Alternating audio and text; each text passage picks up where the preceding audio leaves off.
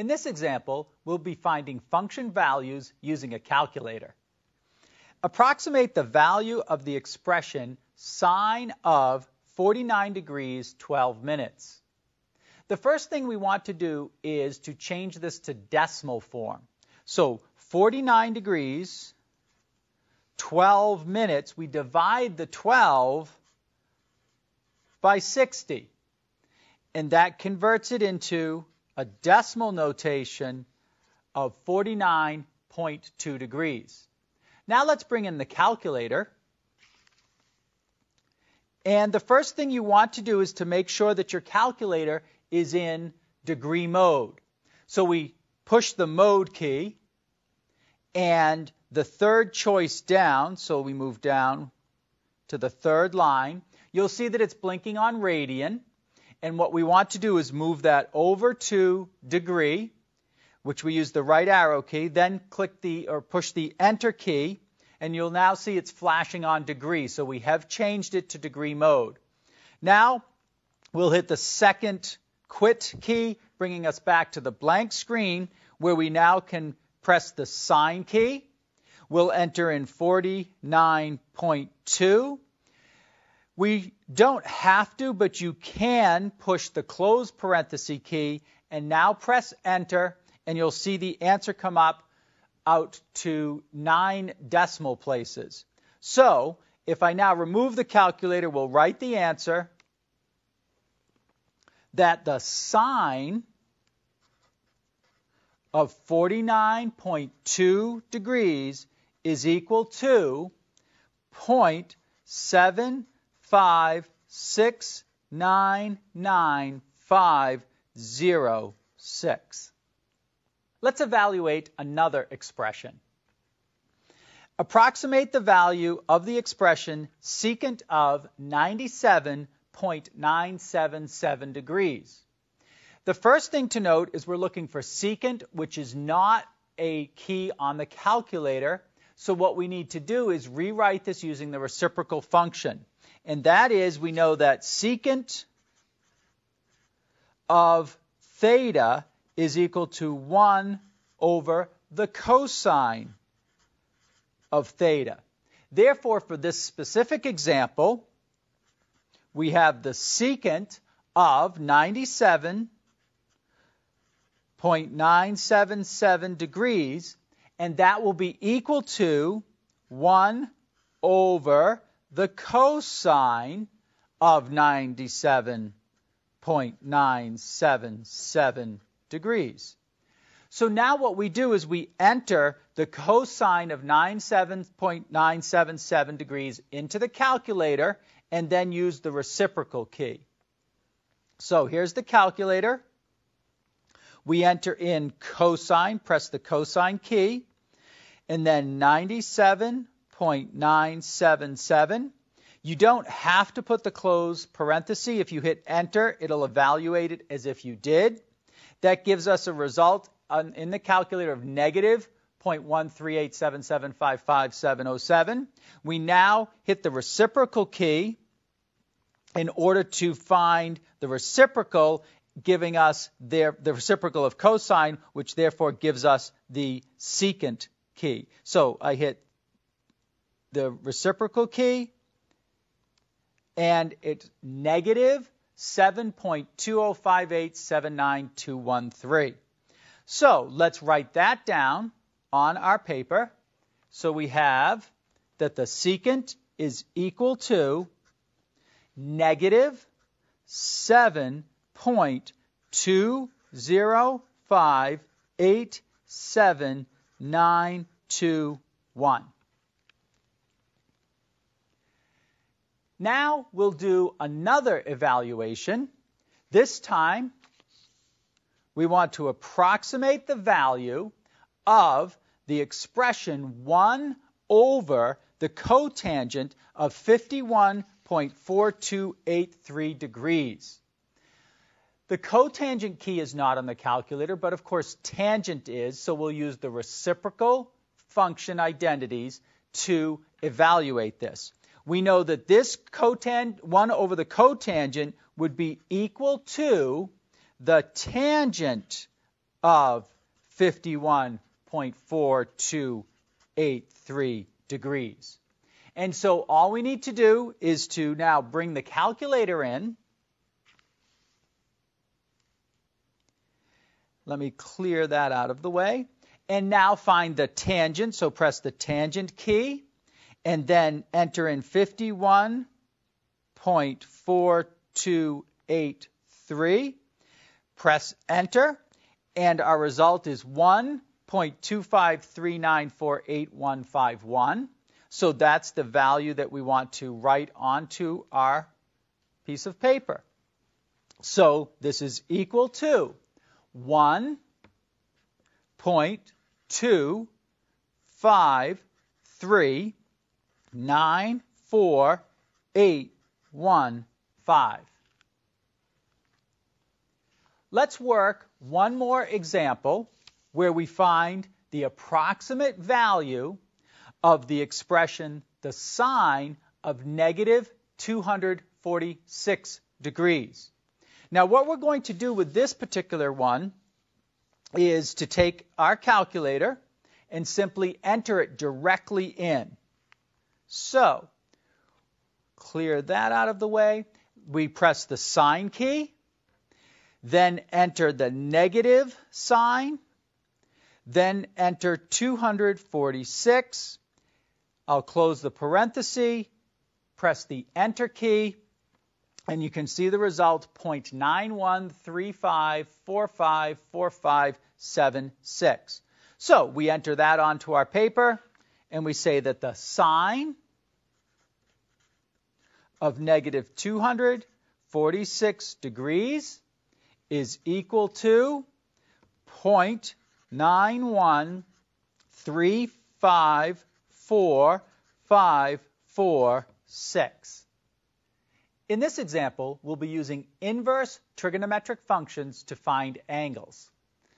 Use a calculator to find an angle theta in the interval 0 to 90 degrees that satisfies the condition sine theta equals 0.967709175. So, in terms of using the calculator here, let's bring that in. And the first thing you want to do is make sure that it's in degree mode. So to do that, you press the mode button. And on my calculator, as I move down to the third line, you'll see that degree is already highlighted in black. Right now, you can see it blinking on radian. So my calculator is all set, but if yours were not set, you would move over to degree, where you see it now blinking, and you would press the enter key, which then tells it you want to use degree mode. Hit your second quit button, and we're back to the regular screen, where what we'll do now is enter the function for inverse sine. To do that, you hit the second key and then the sine inverse key. On the display, then, you will actually see the function sine inverse waiting for us to enter in the number, which in this case is going to be 0.967709175.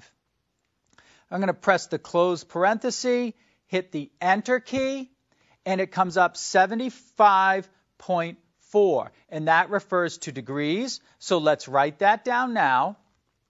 On the paper, what we're saying is that theta is going to be equal to the sine inverse of the 0.967709175, and then that's what we entered in the calculator, and it gave us the value for theta, which is approximately 75.4 degrees. Let's work another example. Use a calculator to find an angle theta in the interval 0 to 90 degrees that satisfies the condition secant theta equals 1.0545829. Now we'll use the calculator, but first we have to use the reciprocal identity for secant theta because the secant key is not on the calculator. So what we'll say is that the cosine of theta is equal to 1 over the secant of theta. Well, we know the value of the secant of theta. It's right here. So cosine theta is equal to 1 divided by the 1.054582 Now we'll bring in the calculator and we'll do that division. So what we have then is 1 divided by 1.054582 Press the Enter key, and we have the result 0.9482421,913. Next, what we'll do is we want to press the second and then the cosine key, which gives us the inverse cosine. Then we want to press the second key and the equivalent of the negative sign, not the subtraction key, but the negative sign, because that gives us the answer to the previous example, which is the 0.9482. We'll close the parenthesis and now hit the Enter key, and you'll see it will come up as 18.51470432. And that is a degree measure of 18 etc. degrees. So let's write that down on the paper. Now we can say that theta was equal to, and we did the cosine inverse, and the result that was inside was the 0.948242191, and then we pressed the Enter key, and it gave us that result of 18.514704 degrees. And actually, that's an approximation, so let's use those. And that would be the value for theta. In this example, we'll be finding grade resistance. When an automobile travels uphill or downhill on a highway, it experiences a force due to gravity. This force, F, in pounds, is called grade resistance and is modeled by the equation F equals W times sine of theta, where theta is the grade and W is the weight of the automobile. Let's look at an illustration of this. If the automobile is moving uphill, as depicted here, then theta is greater than 0 degrees.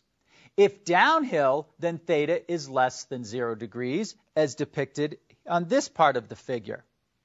So now, let's calculate F to the nearest 10 pounds for a 2,500-pound car traveling an uphill grade with theta equal to 2.5 degrees. So to do this, we will use the formula F equals W times the sine of theta. And now we enter the information for W and theta. So F will be equal to W is the 2,500-pound car, so 2,500, sine of the angle, which is the 2.5 degrees. Entering that information into the calculator gives an approximate value for F of 110 pounds. Let's do another part to this problem.